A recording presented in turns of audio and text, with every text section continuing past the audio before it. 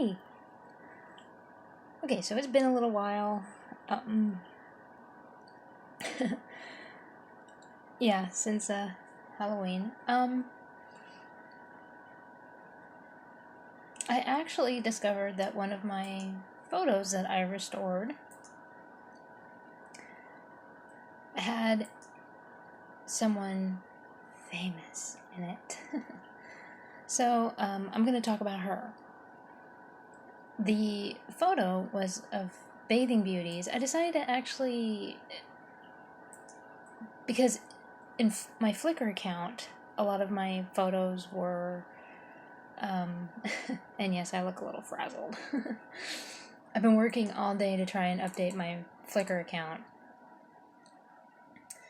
I've gotten some, but the one that I'm talking about is the picture that is of excuse me, is of the two adult women, and then you have like a little girl dressed as a mermaid, and then there's one woman who is dressed as a mermaid, and the other one is like of a fairy. She's got the wand. So if you go into the album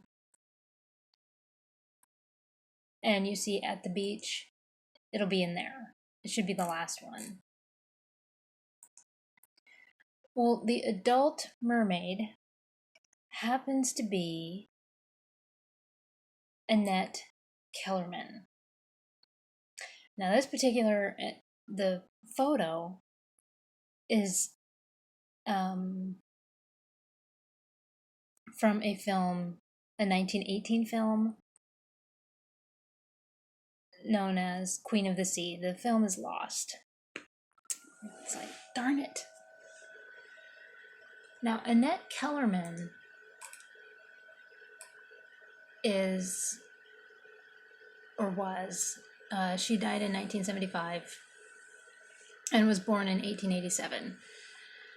She was an Australian professional swimmer.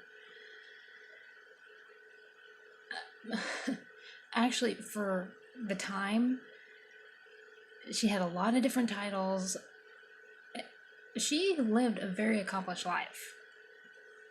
When I looked her up, I knew that she was a swimmer. I knew that she did that and that she was a film actress. But some of the other stuff, like that she was in vaudeville, I didn't know that. She was a writer, didn't know that. She was also a business owner, didn't know that. The famous picture that you see of a woman standing with her leg up, kind of like Captain Morgan. It's the only way I can describe it. And she's wearing a one-piece bathing outfit. That's Annette Kellerman. At the time, I think it was either in 1899, like the late 1800s, or the early 1900s. It was still the Victorian era. So, and it was like switching into the 1900s. And the style of the swimwear were the pantaloons. She didn't wear it. And so that outfit that she's wearing is considered scandalous.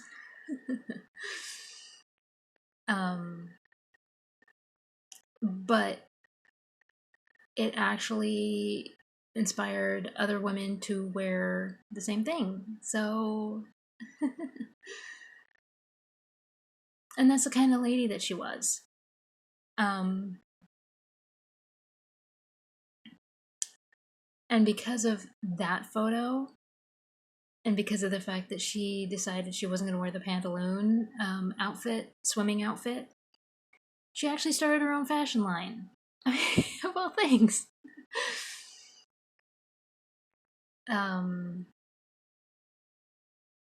She popularized the sport of synchronized swimming.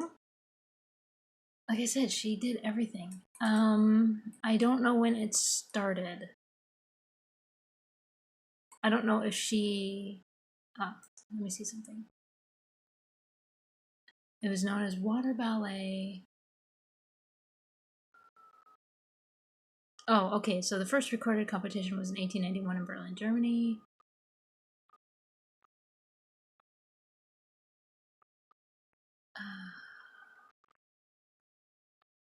Okay, it says that she popularizes sport, but as for actually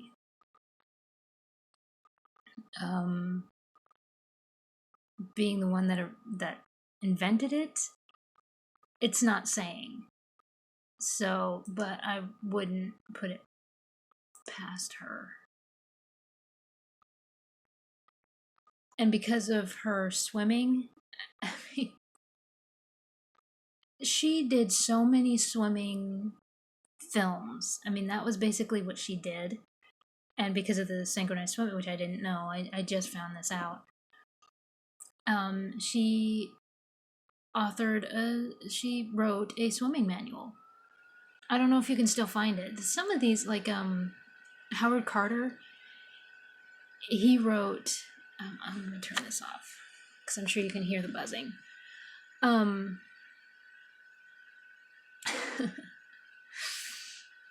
I'm sure that gets annoying, and I do apologize. But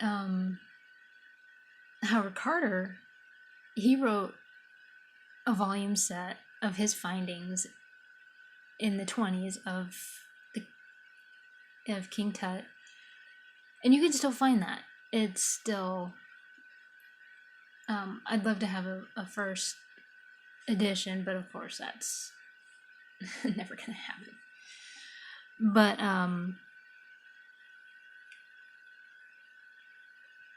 it's funny when you hear about some of the things that people wrote. It's kind of like, oh. But in all honesty, her writing a swimming manual does not surprise me.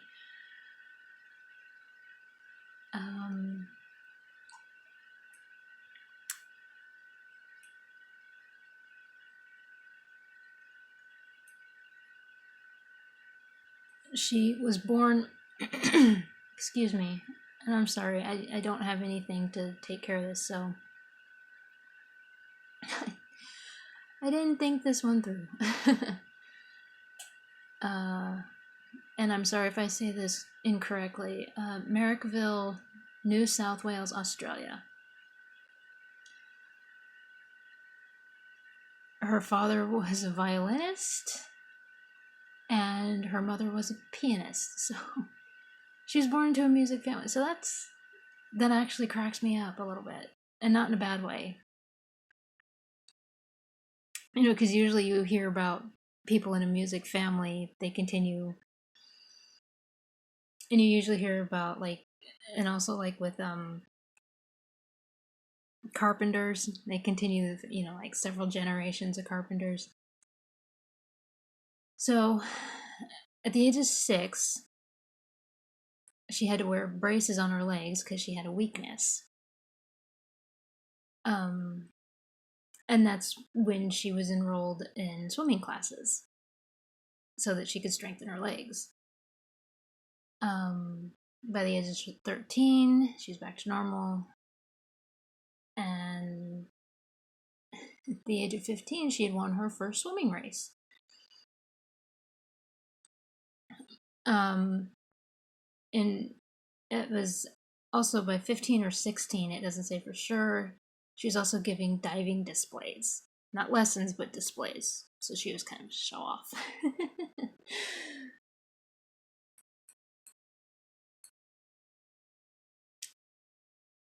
And the funny thing is that when you see her,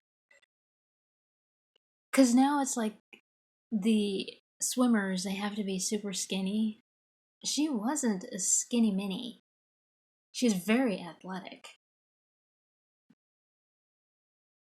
I mean, um, her body, and I know people are going to get mad at me for bringing up her body, but I've struggled with my body for years.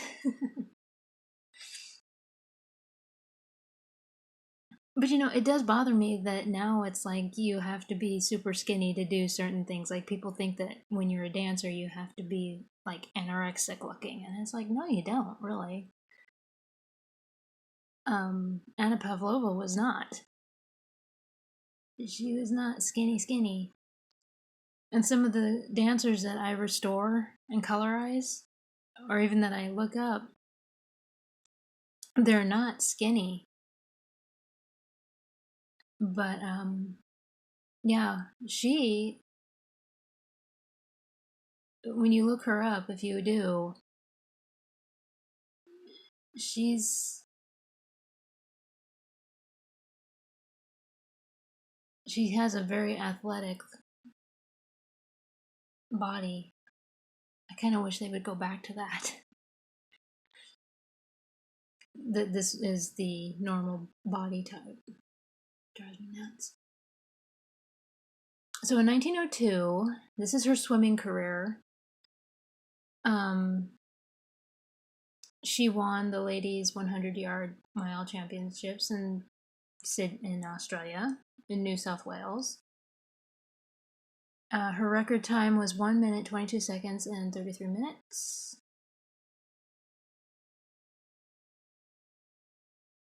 In that same year, her parents decided to move to Melbourne, Victoria, where she enrolled in grammar school, and her mother accepted a music teaching position.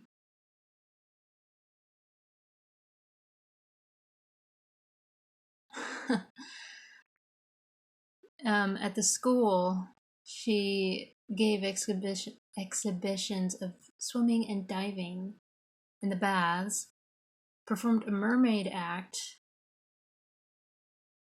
at Prince Court Entertainment Center, and did 2 shows a day swimming with fish in a glass tank. And that had to be weird. Of course, I have that act now. I don't know where it is. But at the same time, I don't remember if those gals that dress as mermaids and swim around, if they're swimming around fish. I remember the act, but I don't remember everything about it.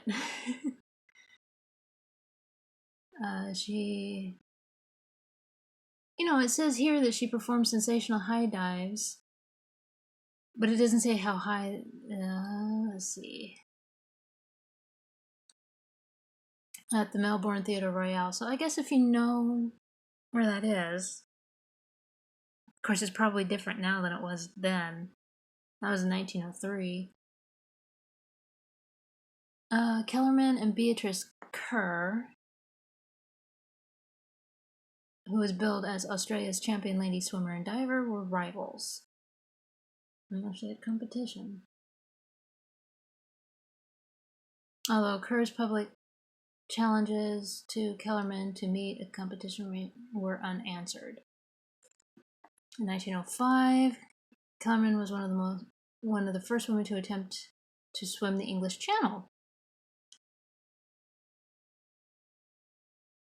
she was unsuccessful 3 times and finally declared, "I have the endurance but not the brute strength." Okay, the first woman to attempt a channel crossing had been Austrian Baroness Walburga von... I can't say that. In September of 1900.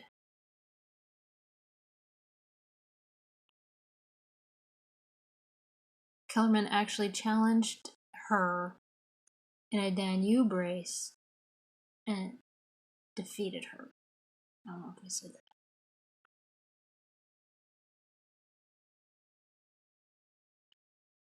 Interesting. Okay, so she helped popularize the sport of synchronized swimming. I know I said that. And that was in 1907. The performance was the first water ballet in a glass tank at the New York Hippodrome. That had to be interesting to watch.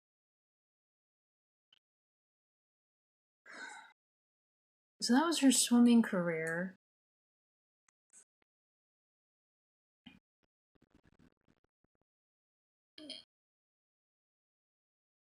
You know, it's really funny because I was put in dance because of a disability.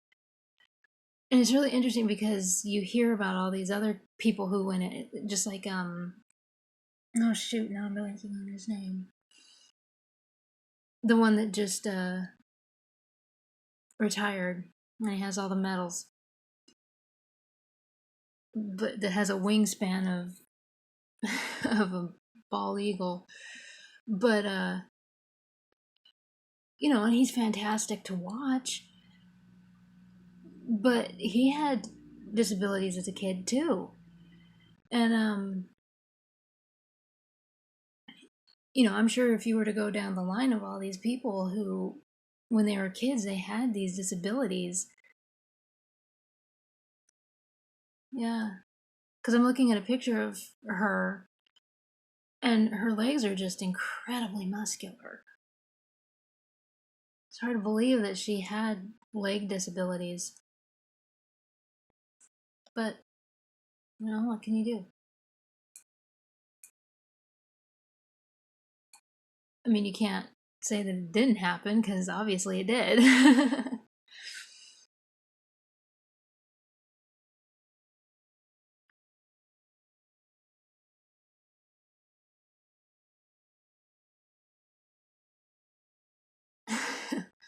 Okay, so her swimwear line pretty much took off. Um, but it was still considered indecent. So, you know, you were still expected to wear the pantaloons and everything. And so she was actually arrested in Massachusetts. Well, it was popular in, it sounds more like it was popular in Australia, but not in America. So here she is, she's walking around in her swimwear line, and she was arrested in Massachusetts for indecency. And she was wearing one of her outfits. Um,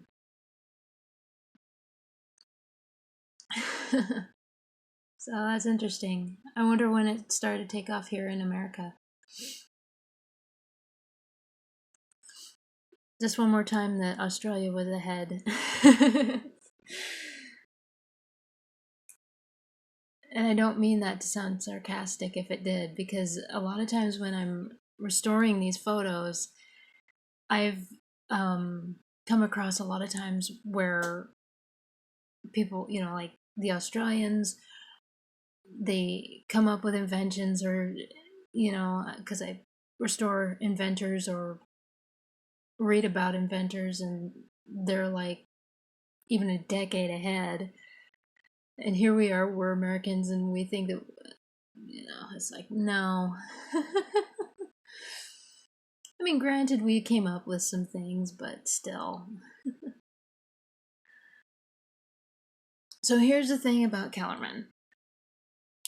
She had her film career. Um, a lot of her films are lost, much like the one that, like Queen of the Sea in 1918. Now, um, her first film, I'm thinking it's her first film because it's 1916. She was the first actress to do a nude scene. Um, there's a still shot of it, but if you're gonna go around looking for it to actually watch, it doesn't really exist. Daughter of the Gods is what it's called. So a lot of the movies that she did were like with Neptune and that sort of thing. Um, you know, like Queen of the Sea, Daughter of the Gods, um, and mermaid type movies. Um, yeah, this is now considered a lost film as no copies are known to exist, and that's Daughter of the Gods. Um, She performed her own stunts. Uh, she actually did one diving from 92 feet into the sea and 60 feet into a pool of crocodiles. But it doesn't say what movie that was. Many times she would play mermaids named Annette or variations of her own name. Her fairy tale films, she called them, started with The Mermaid, in which she was the first actress to wear a swimmable mermaid costume. It sounds like that one had paving the way for future screen sirens, paving the way for future actresses such as Glynis Johns, who played a mermaid, Esther Williams, we all know, very famous, and Daryl Hannah, who played a mermaid in Splash with Tom Hanks. I actually enjoy that movie. A lot of people have mixed feelings about that. It's a fun mermaid movie. She designed her own swimming costumes.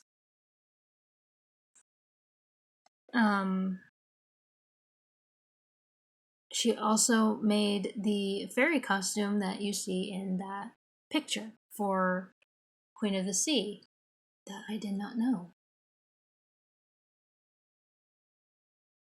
Venus of the South Seas, she made an appearance in. It's a US New Zealand production.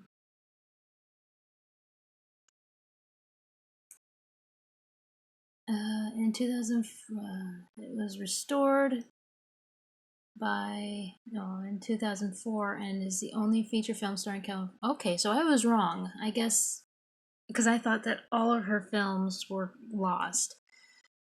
So Venus of the South Seas does exist. So I will look that up.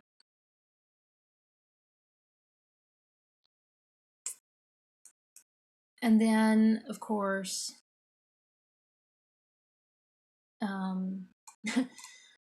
so the picture of her nude actually has her hair draped over. So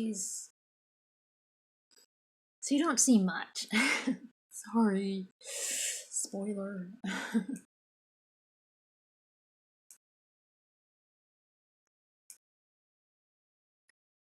Okay, so her books, she actually wrote her own autobiography.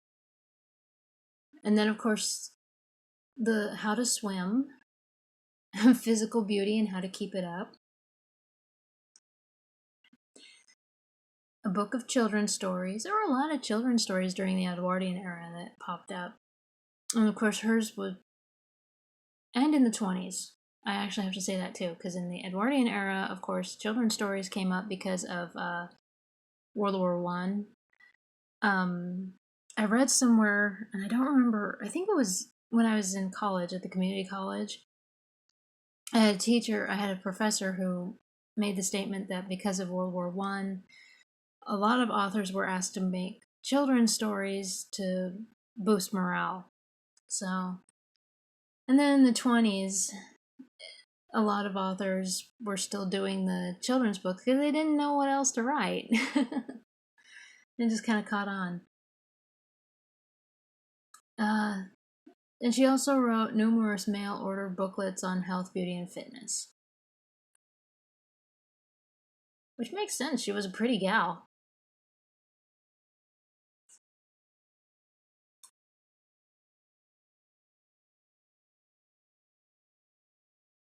And then the reason for her to do like health, she owned a health food store in California. And I figured that it was because of her swimming and everything. She was a vegetarian. That's why she had the health food store.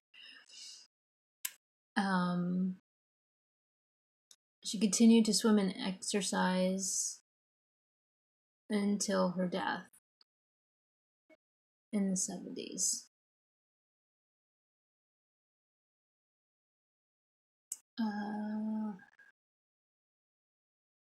She actually outlived her husband.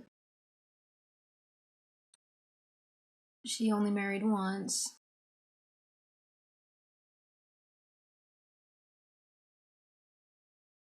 And she had no children.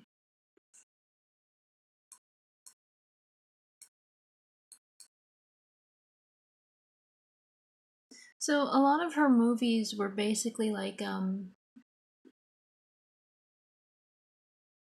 she did one that was a Scottish one, you know, like the Tragedy of Bonnie Scotland, Gift of Youth, Entombed Alive, Siren of the Sea, The Mermaid, Neptune's Daughter, Daughter of the Gods. So her first film was actually in 1909, but her most famous is Daughter of the Gods because she posed nude in it. So she is, again,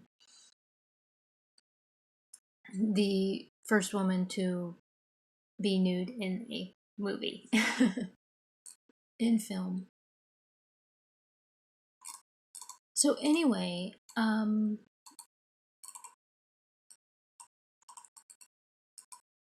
that is Annette Kellerman. She was.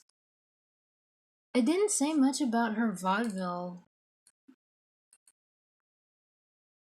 I guess because of her entertaining on stage with the swimming and everything, that would be her. Which that's basically what vaudeville was. Any kind of act they could get on stage, that's what they did. But um, so she had the clothing line. Didn't take off as quickly over here in the US as it did in Australia. She kind of got arrested. But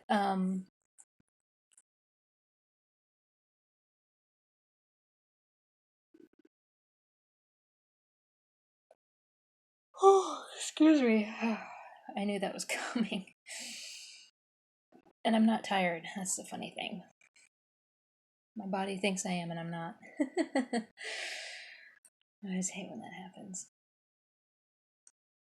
So, she attempted to swim the English Channel, popularized the sport of synchronized swimming. I mean, she was an icon for swimming back in that time. And then, of course, like I said, if you've seen the picture of a woman dressed in the one piece, standing like Captain Morgan, because I can't think of any other way to.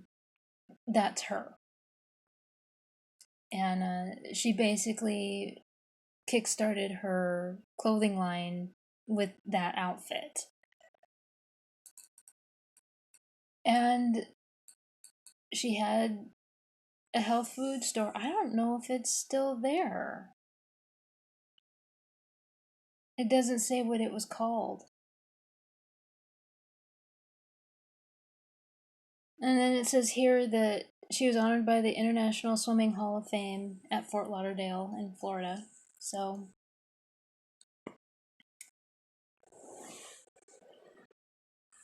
but I haven't talked about anyone in history for a while, and when I found out about her, I thought that I would talk about her.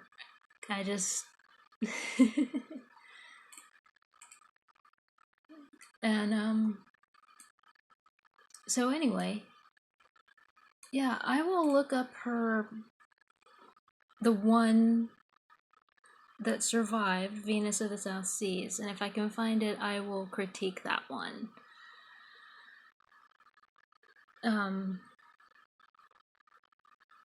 So, yeah, that is Annette Kellerman.